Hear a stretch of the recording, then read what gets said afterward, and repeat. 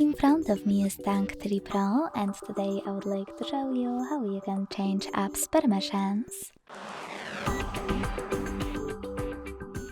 Begin by launching Settings and scrolling down to access Privacy.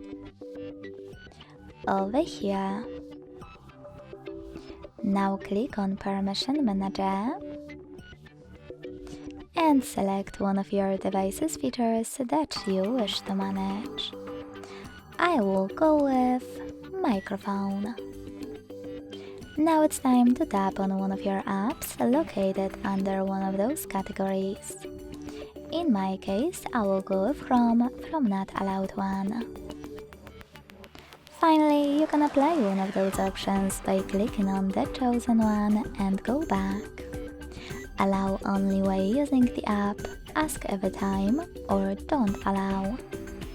I want to pick the first one, so when I tap and go back, I can see that Chrome just gained access to this device's microphone if I'm using my browser.